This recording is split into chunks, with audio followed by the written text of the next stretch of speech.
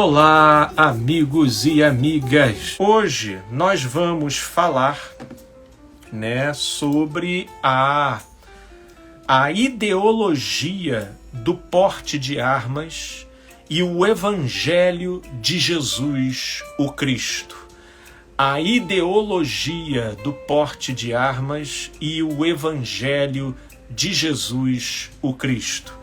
E eu quero convidar você a me acompanhar nessa reflexão, sobretudo nessa fase, nesse momento que temos vivenciado uma efervescência ideológica muito grande e pessoas com uma concepção, prévia, pessoas com uma concepção pré-estabelecida estão se utilizando de diversos personagens, dentre eles Cristo Jesus, não como sendo alguém que possa ensiná-los alguma coisa, mas sim utilizá-los para que eles possam respaldar as suas próprias certezas. Portanto, nosso intuito aqui é poder esclarecer, é poder refletir e trazer a mensagem que o Cristo trouxe para todos nós, sem que um determinado vento de doutrina ideológica cause uma deturpação tal, onde a gente enxergue, sobretudo em Jesus, aquilo que ele nunca foi e aquilo que ele nunca falou e o espírito do que ele nunca representou, Eu, inclusive, lá no ano de 2018, quando começou a febre ideológica política que nós temos vivenciado no nosso país ultimamente, me foi enviado um vídeo no YouTube de um rapaz que veio fazendo costuras e articulações de passagens bíblicas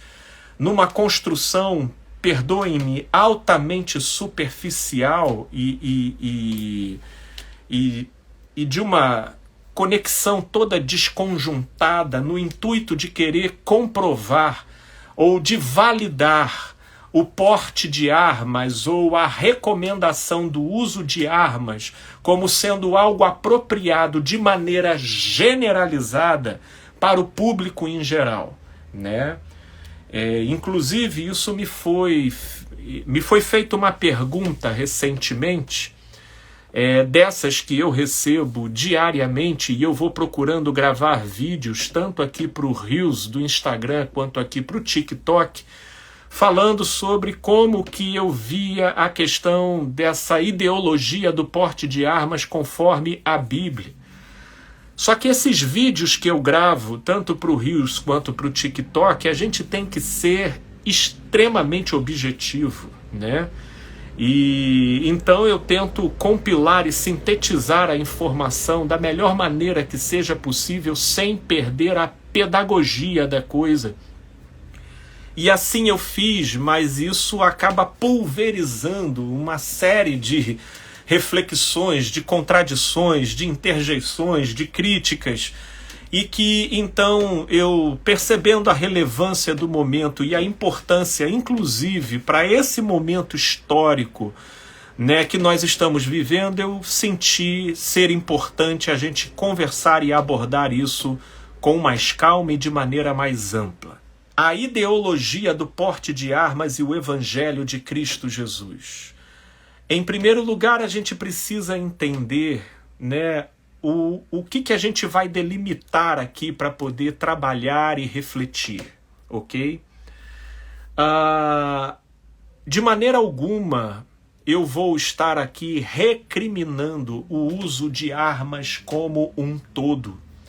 Eu creio que uma concepção minimamente razoável de sociologia, de antropologia, de psicologia e do direito, pensando em termos coletivos e sociais, a gente não pode pressupor uma organização social que não tenha, na sua constituição, uma força policial que, com a devida instrumentação e armamento possa fazer valer a lei.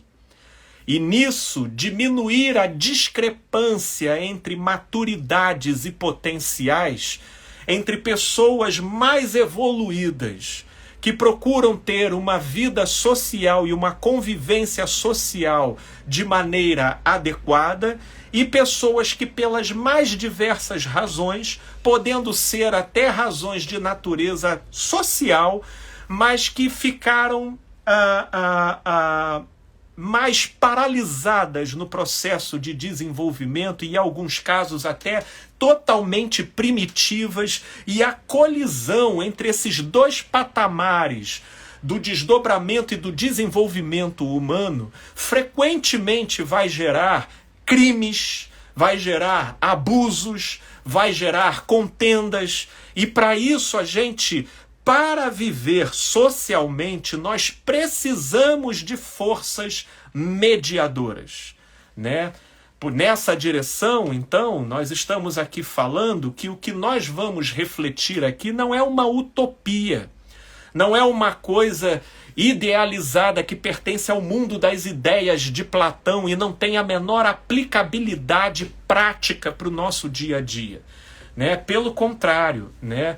Até no que diz respeito lá ao Evangelho, no livro de João, quando os soldados romanos perguntam para João, né, os soldados, entendam a qualidade das pessoas que estavam ali interagindo, soldados romanos, quando foram falar com João, o que caberia a eles para que eles pudessem se arrepender e se tornarem dignos do batismo que João realizava, João não disse para eles: olha, larguem a arma de vocês porque vocês precisam confiar que a segurança vem de Deus. Não, não, não. O que João Batista fala para eles é: contentai-vos com o vosso soldo, né? Ou seja, contentai-vos com aquilo que vocês recebem. Não fiquem extorquindo pessoas, utilizando-se da prerrogativa de autoridade. É isso que João fala. Porque, do ponto de vista da existência aqui nesse mundo, sem dúvidas que Deus protege, sem dúvidas que Deus cura, sem dúvidas que Deus intervém. Mas Deus protege, cura e intervém toda vez que se desdobra a impotência dos homens na sua incapacidade de darem conta das suas próprias questões.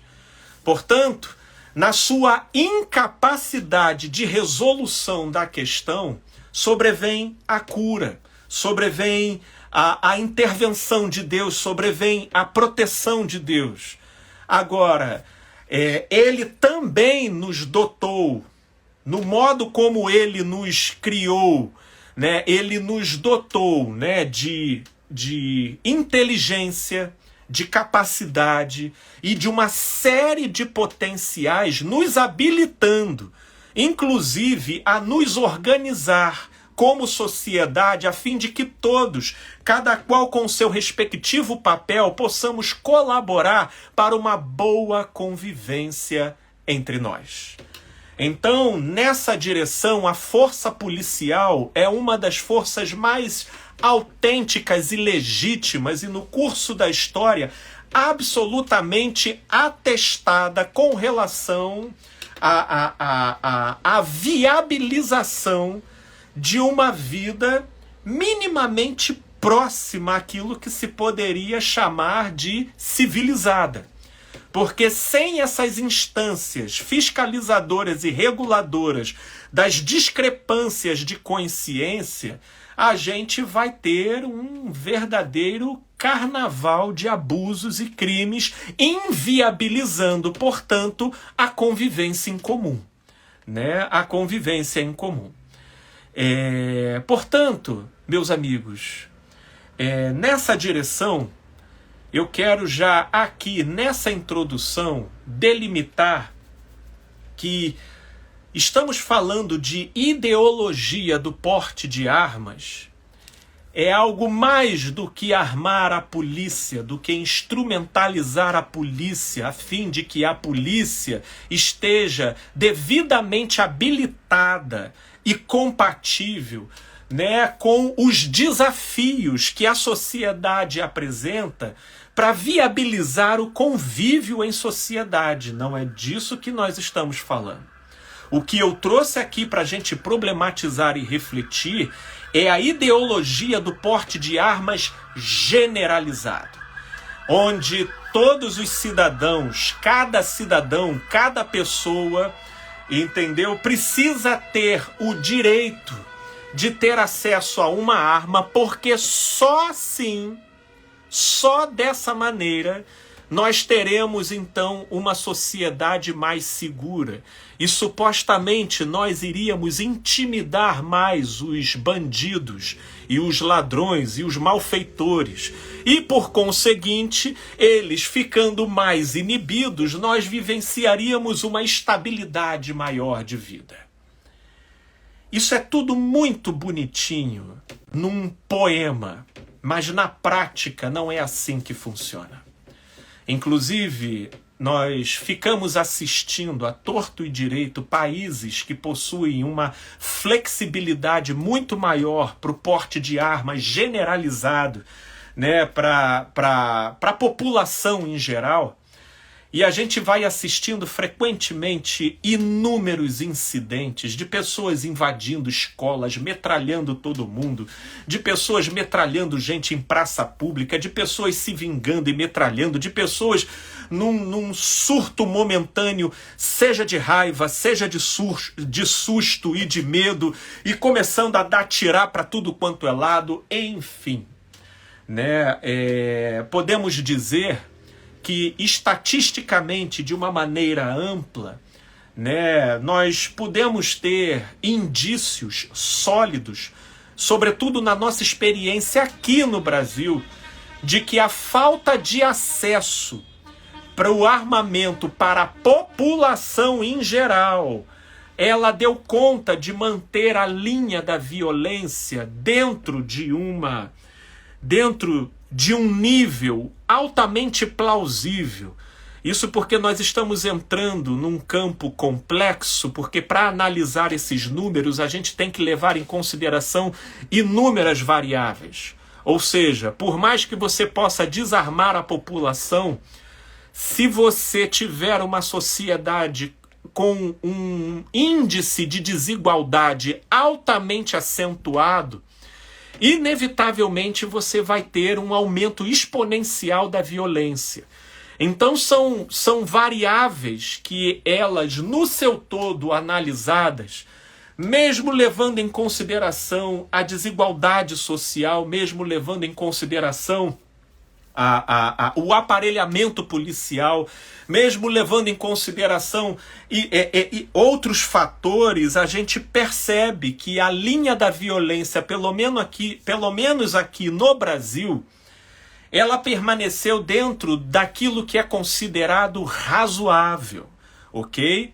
Agora, é óbvio, dentro de toda a sua razoabilidade, não deixa de ser assustador, sobretudo porque a gente tem uma mídia, né, que consegue obter muito maior audiência disseminando desgraça do que falando de coisas boas. Então, sendo noticiados situações de assalto, situações de estupro e de morte, tudo isso caindo no terreno da nossa imaginação, nós sabemos que o pior inimigo que nós temos, ele habita a nossa própria imaginação. As pessoas começam a padecer daquilo que nem aconteceu com elas. E esse medo, então, aumenta a sensação de desamparo. E a gente fica, então, com a sensação de que estamos à mercê do Deus dará. Como se tudo estivesse desordenado, como se tudo estivesse fora de controle. Então é esse bulício, é essa ansiedade, é esse apavoramento da imaginação que levam as pessoas a ver de maneira simpática o fato de que, se elas andarem armadas, elas poderão estar supostamente mais protegidas. Mais protegidas de fato, ninguém jamais poderia afirmar. Mas a nível de sensação, muitos, até pela presunção de que eles são pessoas boas e eles não estão passíveis a nenhum arroubo, seja de raiva ou seja de medo, e que aquela arma só seria utilizada em última instância, e de que, se eles fossem devidamente treinados, então a probabilidade de ela ser usada inadequadamente diminuiria muito. Então elas incorrem no ledo engano de que toda a população poderia possuir uma arma, porque estatisticamente a harmonia e os resultados positivos seriam superiores do que os resultados negativos. Diga-se de passagem que no ano passado eu estava aqui gravando uma live também, e aí naquele caso apenas aqui no Instagram, onde nós estávamos comentando um caso ocorrido aqui no Rio de Janeiro, onde um oficial da Marinha estava dentro do seu carro, e quando ele viu a aproximação de uma pessoa negra, alta, estranha, mexendo na sua bolsa, ele simplesmente saca a sua arma dentro do carro e dá 2 tiros no sujeito. Quando ele sai do carro e vai ver quem ele baleou, ele vê que era um morador da própria vila aonde ele estava estacionado na frente. E aí ele foi, nesse sentido, ele teve caráter, ele assumiu, não só socorrendo a pessoa, mas se apresentando à polícia, e o que ele notificou foi o óbvio. Ele teve um surto de medo, ele realmente calculou que a aproximação do sujeito era suspeita, e pelo modo como ele estava vendo dentro do carro, causou nele um certo momento de pânico, que ele entrou no modo luta e fuga e ele pegou na arma para se defender. Né? E aí os telejornais começaram a noticiar o fato da pessoa que fez isso ser uma pessoa considerada inofensiva e altamente habilitada para fazer o porte de armas, onde os testes psicotécnicos utilizados para verificar o potencial psicológico da pessoa fazer uso de arma possuíam scores completamente distantes daquilo que se poderia considerar preocupante. Né? Então era uma pessoa, vamos dizer assim, do ponto de vista técnico-psicológico, considerada habilitada. Né? E esse nós sabemos que não é um caso isolado, porque o fenômeno humano, o melhor que nós podemos dizer dele é que ele é uma caixinha de surpresa. Portanto, o que nós estamos aqui conversando é falando acerca da ideologia do porte de armas em geral, para a população em geral, como se isso fosse resolver o problema da violência, quando, na verdade, não só as estatísticas, mas o próprio estudo das mecânicas da sociologia e da psicologia coletiva e grupal desmentem tal afirmação. E aí nós temos aqui a colocação da nossa amiga aqui no TikTok, que diz: desarmados já somos perigosos. Devemos tentar nos anular e deixar Cristo agir com a justiça dele.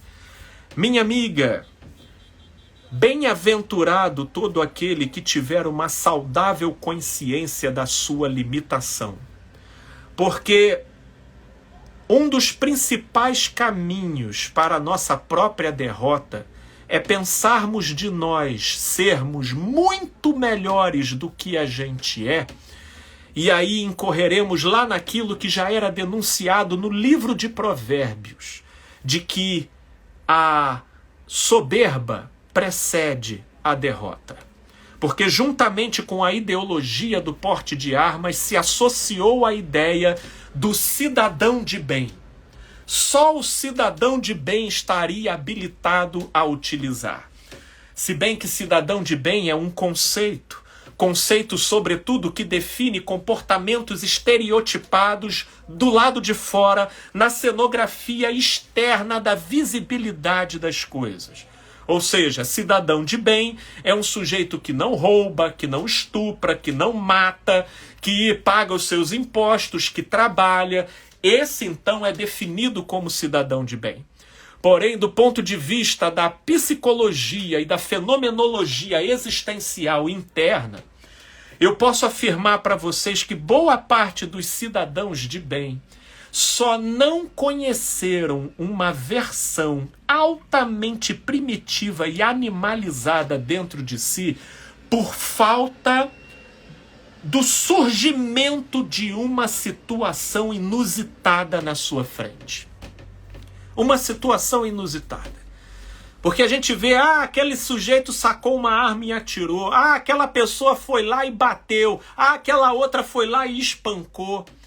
A gente nunca sabe a imaginação ou até os gatilhos que foram acionados no agressor, ou aquilo que ele viu, e pelas categorias que ele carrega, ele então ficou ali pressionado e quase que atropelado pelo impulso de agir. Porque é quando a gente passa por determinadas situações de crise que prorrompem de dentro da gente, por vezes, versões que a gente desconhece.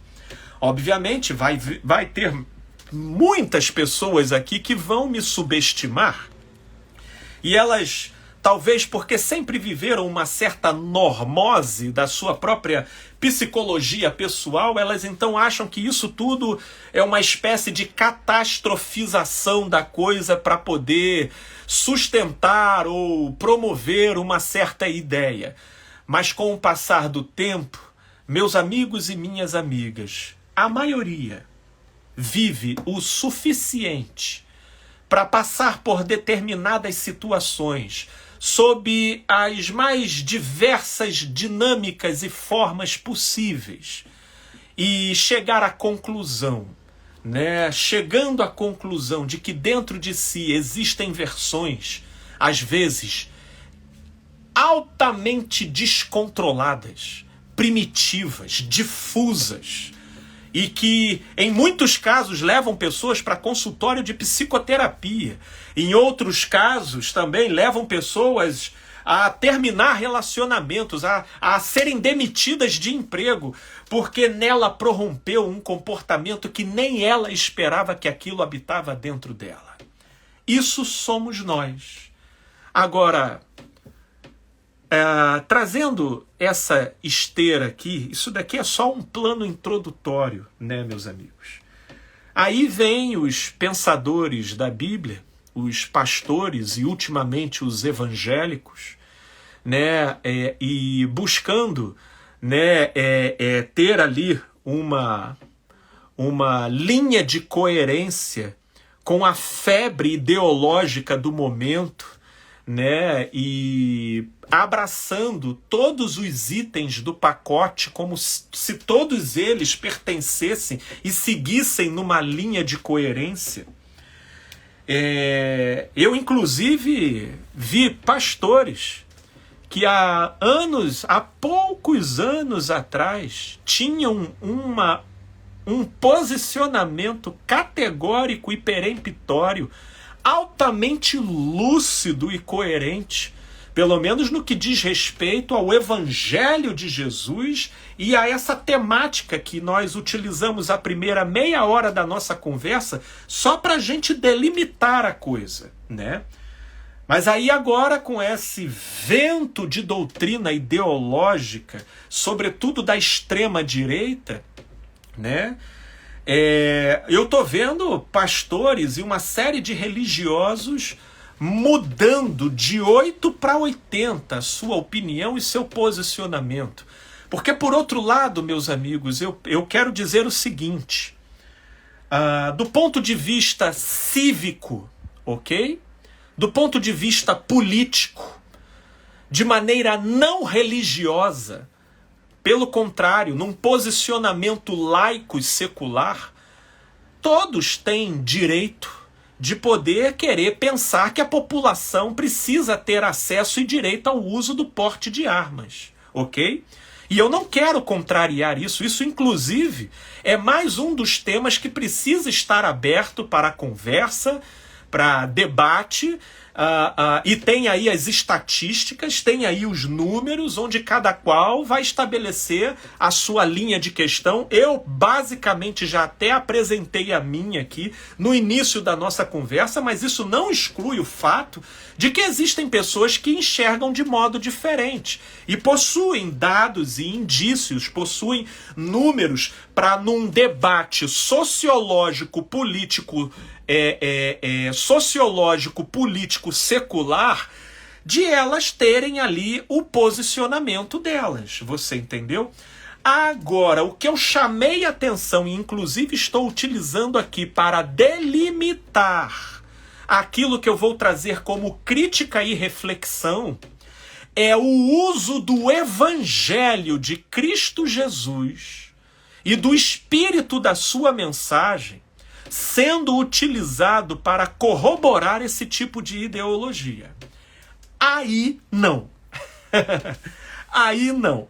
É aí que eu entrarei e serei categórico aqui, e até para aquele que seja proponente sociológica e politicamente do direito do uso de armas para a população em geral, que você utilize essa licença poética by yourself, ou seja, por você mesmo. Agora, deixa Jesus e o Evangelho lá quietinho. Porque nesse sentido, Jesus traz desafios que aqui é o que eu quero trazer para todos nós pensarmos. Sobretudo, pensarmos como pessoas que, se nos dizemos cristãos, se nos dizemos discípulos de Cristo, é aí que vai ser riscado a linha e cada um vai dizer até que ponto vai e até que ponto, embora respeite Jesus, queira o melhor para Jesus, mas nesse sentido Jesus vai para lá e eu vou para cá. Entendeu? Então é nesse sentido aqui que nós vamos refletir, ok? Então, um dos textos, entrando então aqui nessa temática especificamente, né, entrando aqui nessa temática especificamente, um dos textos utilizados pelo vídeo que eu recebi para trazer uma corroboração lá no Antigo Testamento, né, sobre a legitimidade para o uso de armas, foi lido lá no livro de Êxodos, né? Lá no capítulo 22, no verso 2 e no verso 3, que diz: se um ladrão for achado arrombando uma casa e, sendo ferido, morrer, quem o feriu não será culpado de sangue. Se, porém, já havia sol quando tal se deu, quem o feriu será culpado do sangue. Neste caso, o ladrão fará restituição total. Se não tiver com que pagar, será vendido por seu fruto, por seu furto. Portanto, veja, né, que aqui até na colocação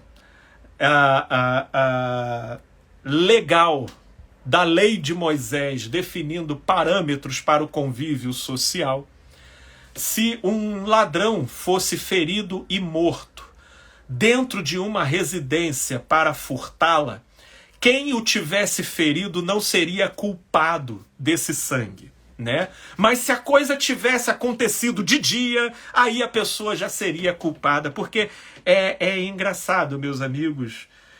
Se a gente for levar o livro de Êxodo e de Levítico ipsis literis em relação ao que ele fala, ninguém fica de pé. E é nesse sentido que eu começo, inclusive, a questionar a seletividade hipócrita daqueles que se utilizam de Êxodo e de Levíticos para fazer recortes de conveniência em relação àquilo que corrobora o seu próprio posicionamento. E por que eu digo isso?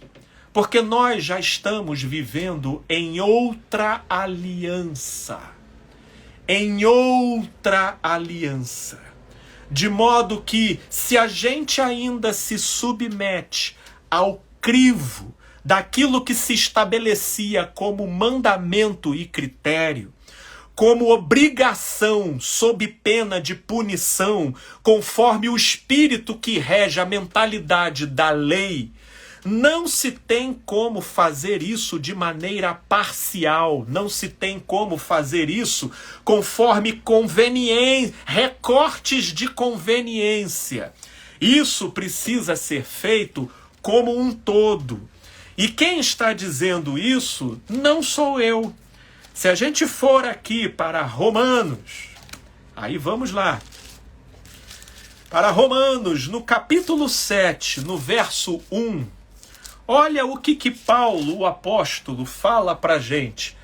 Porventura ignorai, irmãos, pois falo aos que conhecem a lei. Não estou falando aos visitantes, esporádicos e de leitura seletiva e conveniente, mas é aos que conhecem a lei, que a lei tem domínio sobre o homem toda a sua vida. Portanto, não tem como você se utilizar de um trecho do Antigo Testamento sob a validade e a mentalidade de lei, de obrigação, e ignorar uma série de outras proposições dessa mesma lei, porque isso seria esquizofrenizar a lei, tendo em vista que, uma vez que eu me submeto a uma determinada circunscrição da lei, a lei como um todo tem um domínio geral sobre a minha vida como um todo. E aí, Tiago, o apóstolo, também, lá no seu livro, no capítulo 2, aí vamos lá para o livro de Tiago. Tiago, lá no capítulo 2, ele diz: pois qualquer que guarda toda a lei, e aí vamos levar em consideração que você seja uma pessoa honesta, e você não vai viver de recortes da lei para fundamentar, não só da lei, porque aqui o que a gente precisa pensar não é apenas a lei só porque a coisa estava escrita em Êxodos ou em Levítico, mas é a mentalidade da lei, que é aquela que enxerga o caminho da vida sob a ótica de ordenanças, mandamentos e maldições. Ok? Isso é uma mentalidade. Essa mentalidade, às vezes, pode inclusive se valer do próprio Evangelho de Jesus Cristo. Eu estou dizendo isso porque isso não fica circunscrito apenas quando a pessoa está utilizando passagens do Êxodo, de Deuteronômio ou Levítico.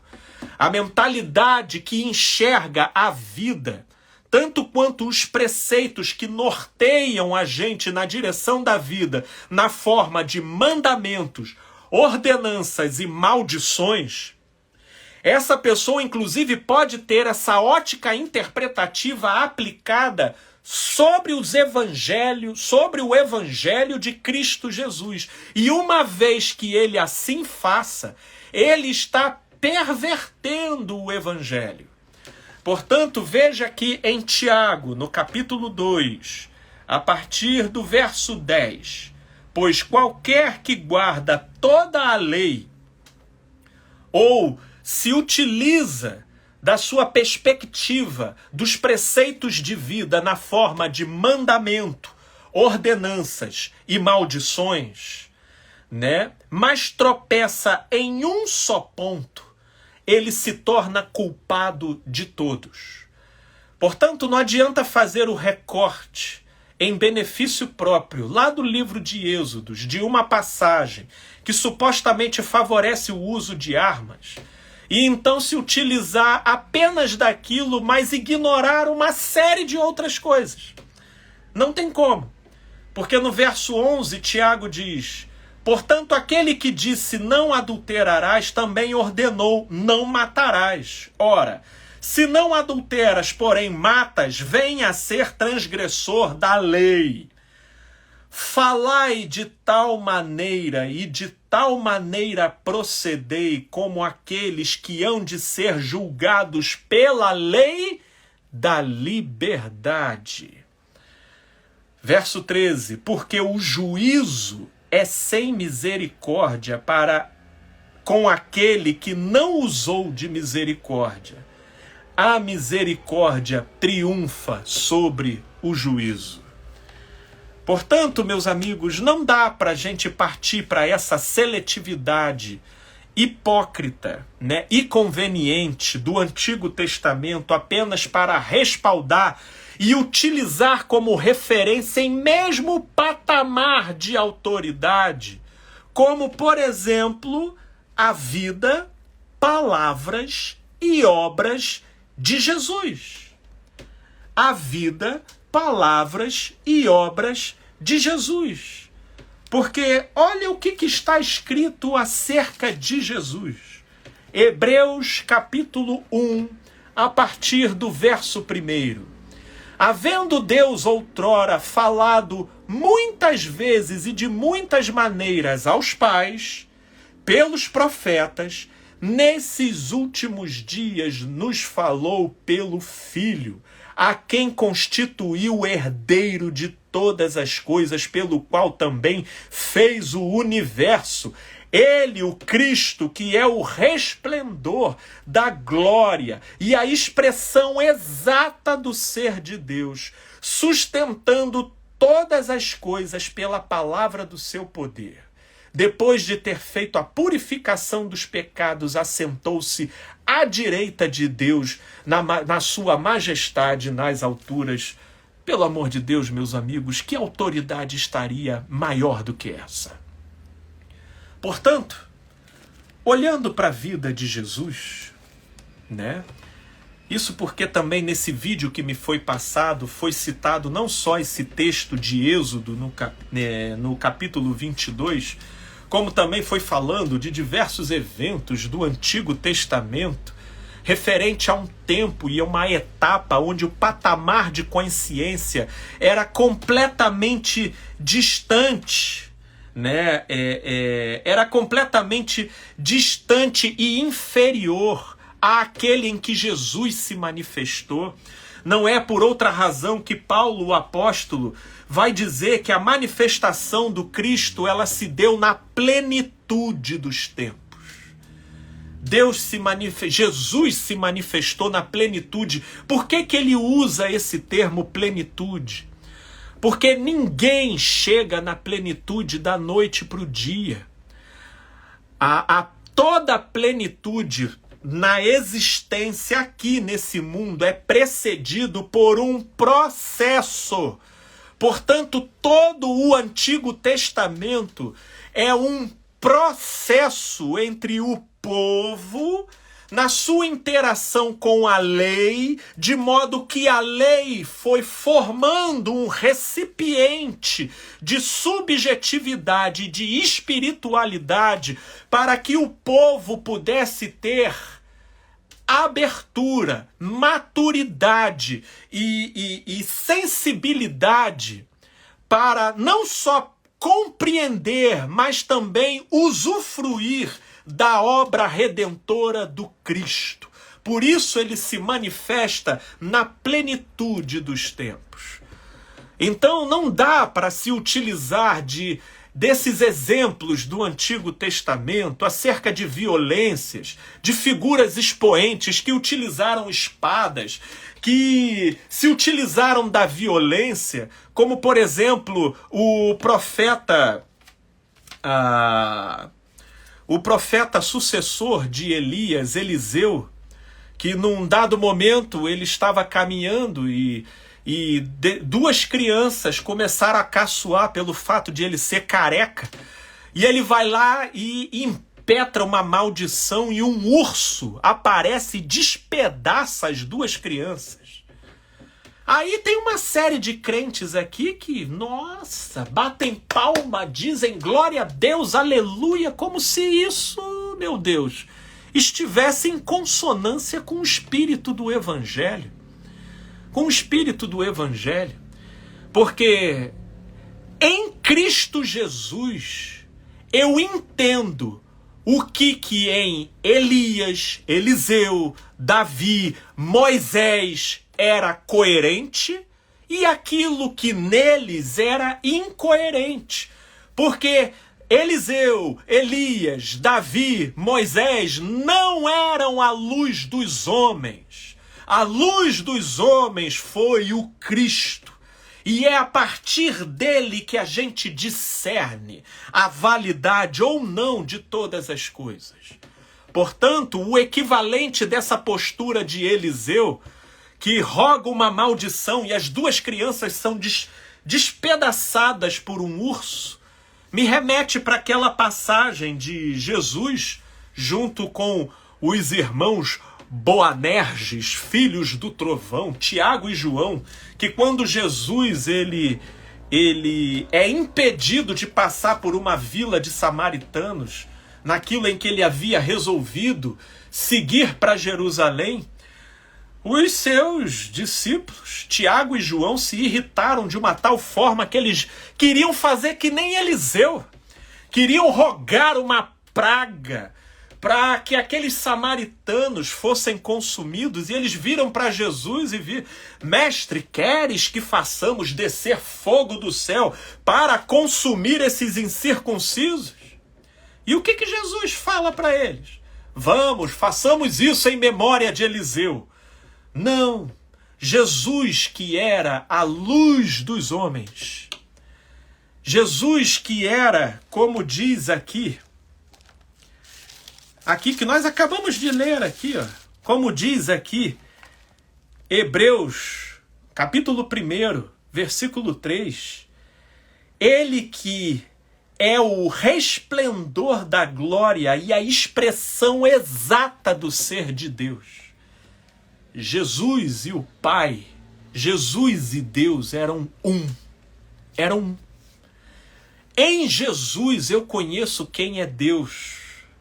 E a partir do conhecimento que eu tenho de Deus em Jesus, Deus ele deixa de ser um ente esquizofrênico.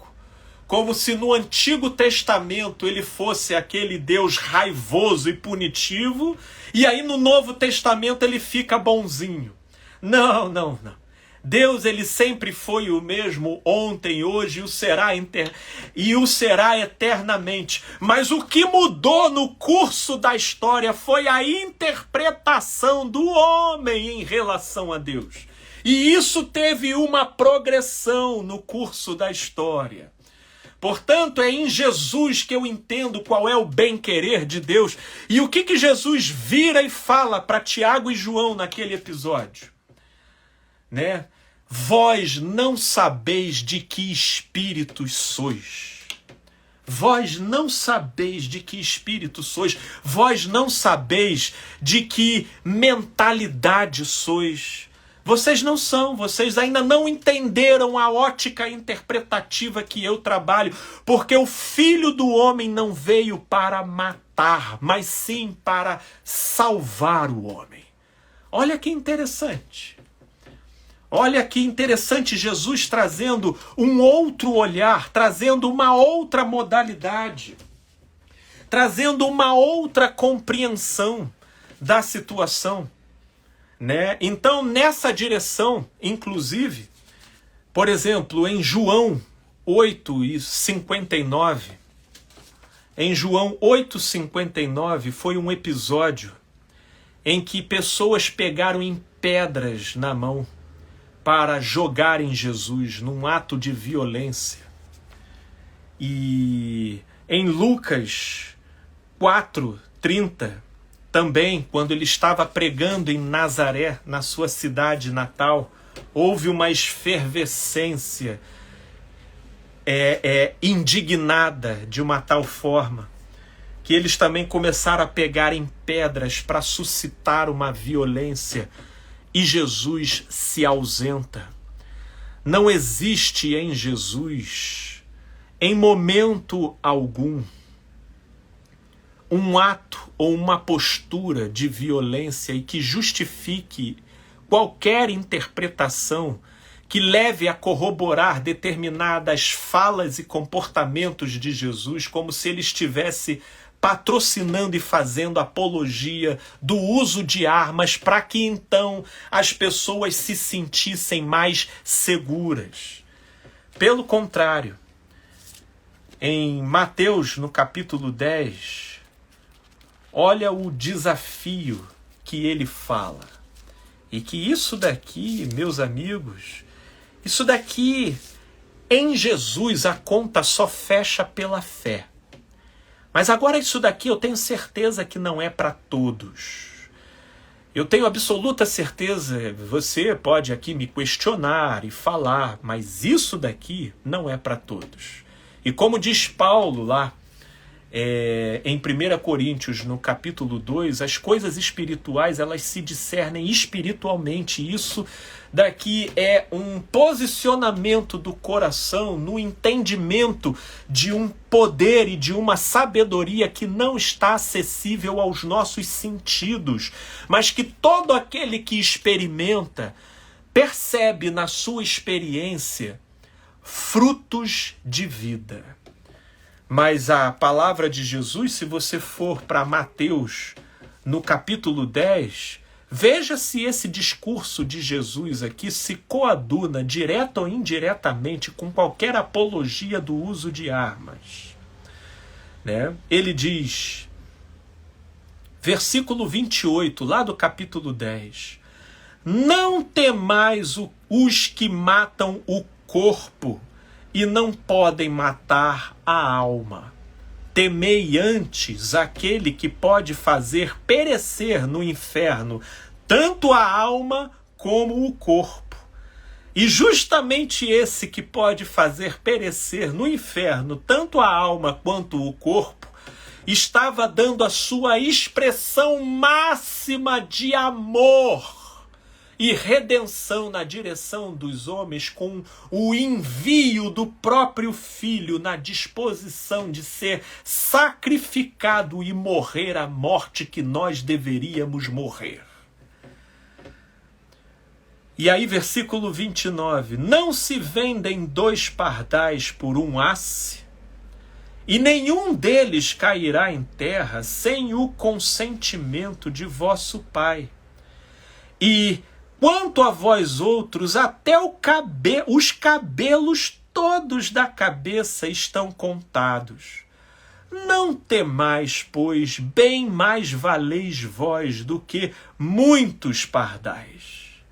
Isso daqui é uma palavra de confiança, que instrumentaliza a gente com uma certeza de vida, instrumentalizando a nossa consciência a conter a hemorragia dos nossos medos e imaginações.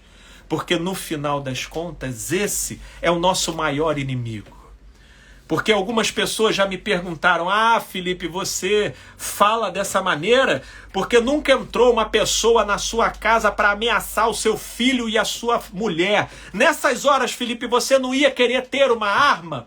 Se eu for te responder do ponto de vista dos meus instintos, é claro que sim. Se eu for te responder do ponto de vista da minha psicologia animal, é claro que sim. Porque nessa existência aqui, o sublime coexiste com o animal. O celeste coabita o profano. E essas duas dimensões ocupam espaço e disputam forças dentro do meu ser. Mas o que Jesus ensina é um caminho, uma verdade e uma vida. De modo que todo aquele que crer, isso então compõe um caminho estreito que começa a construir na jornada da pessoa toda uma singularidade. Portanto, se eu parar para imaginar o que eu, enquanto homem, animal, instintivo, faria, meu Deus, se alguém invade a minha casa, eu ficaria altamente propenso a matar, eu ficaria altamente propenso à violência. Mas Jesus nos convidou a crer, e a crer numa segurança não respaldada pela presença de uma espada, ou pela presença de um revólver, ou pela presença de um segurança humano, mas de uma certeza de que nós somos entes cuidados e amparados por Deus, que inclusive sabe quantos cabelos nós temos na mente, que inclusive cuida da gente de uma forma e numa dimensão que nem a nossa percepção consegue perceber e atinar a meticulosidade do cuidado e da proteção de Deus sobre nós. E na medida em que a gente crê nisso, isso então começa a arvorar todo um universo ao nosso redor. Ora, Jesus que isso ensinava era justamente aquele que isso vivia. E Jesus vivia rodeado de ameaças. E tudo o que aconteceu com Jesus só aconteceu o que tinha que acontecer. Sim, até quando ele foi pego para ser morto, ele foi pego porque ele se entregou. Pois essa, inclusive, foi a palavra justamente dele. A minha vida ninguém a tira, eu voluntariamente a dou. Portanto, perceba que Jesus, ao mesmo tempo que é o ente mais vulnerável, é o ente espiritualmente mais seguro. Até lá em João, no capítulo 11, quando do episódio da ressurreição de Lázaro, Jesus tinha acabado de sair da Galileia, porque tinha tido ali todo um burburinho de querer matar Jesus. Jesus marca 3 dias e depois decide voltar para poder ir ver Lázaro. E quando ele diz, agora vamos voltar para ter com Lázaro, os discípulos, eles se desesperam. Se, meu Deus, mestre, a gente acabou de sair de lá. Será que não se te deu que eles estão querendo matar a gente lá e o senhor está querendo voltar para lá? E aí Jesus, com tranquilidade, vira para eles e diz, olha, aproveitem enquanto vocês estão caminhando de dia. Aproveitem enquanto vocês estão comigo, que é a luz. Caminhem comigo, caminhem na minha tranquilidade. Caminhem na minha vibração de paz. E aí os discípulos assim meio que... vamos lá, né? Porque tá difícil engolir isso. E aí é até Tomé lá no meio deles que fala, vamos, que nem que seja que tenha que morrer com ele, a gente vai morrer com ele. A expectação dos discípulos era de que ia ter furdunço, de que ia ter briga, de que ia ter morte. E aí chega lá, pelo contrário, o que acontece é ressurreição dos mortos. Era a ressurreição dos mortos, porque com Jesus só aconteceu o que tinha que acontecer, na hora que tinha que acontecer. Mas quando a gente deixa a nossa imaginação ao léu dos estímulos que a gente recebe dia e noite do lado de fora, vai aumentando dentro da gente a sensação de que está tudo difuso e descontrolado e de que Deus nos deixou ao léu das nossas próprias confusões e apetites, e então a gente tem que dar o nosso jeito. E se a imaginação crescer nesse tipo de direção, de fato, a única coisa que vai diminuir a sensação de insegurança é uma arma na cintura. Mas esse não foi o caminho que Jesus ensinou. Esse não foi o caminho que Jesus ensinou. Né? E tem um trecho também que eu estou aqui pegando para a gente poder ler. Em Mateus ainda estávamos, né? Já em Mateus 10, na própria sequência do nosso texto, que a gente acabou de ler agora há pouco, existe um texto muito mal interpretado e que eu quero aqui rapidamente refletir com vocês, que está em Mateus 10, a partir do verso 34. Perceberam o que Jesus falou até aqui, que nós refletirmos, né? Ele vem e coloca aqui: não penseis que eu vim trazer paz à terra. Eu não vim trazer paz, mas espada. Pois vim causar divisão entre o homem e seu pai, entre a filha e sua mãe, entre a nora e a sua sogra. Assim, os inimigos do homem serão os de sua própria casa. Não tem como entender Jesus de maneira recortada. Conseguem ver que, porque esse é um outro trecho, principalmente esse verso 34, em que Jesus afirma que ele não veio trazer paz à terra, mas sim espada. Meu Deus do céu, Jesus se valeu de tantas metáforas e de tantas alegorias, sobretudo para explicar que a revolução que ele veio trazer é de natureza tão íntima e nevrálgica, que isso acaba individualizando o sujeito diante do grupo. De modo que a interação do evangelho com a subjetividade da pessoa produz na pessoa uma disposição tão singular na direção da vida e na direção de Deus, que isso leva essa pessoa a desenvolver disposições e posturas que muitas vezes levam a frustrar a expectativa das pessoas sobre ela. E é por isso que, nesse caso, Jesus cita o contexto familiar. Porque, em geral, existe muita perversidade que se estabelece no contexto familiar, onde a família se utiliza dos seus próprios integrantes para retroalimentarem doenças de cultura familiar. E aí, quando uma dada pessoa destoa dessa cultura e dessa imposição estabelecida, ela passa então a ser tratada como a ovelha negra da família. Eu vou citar apenas um exemplo.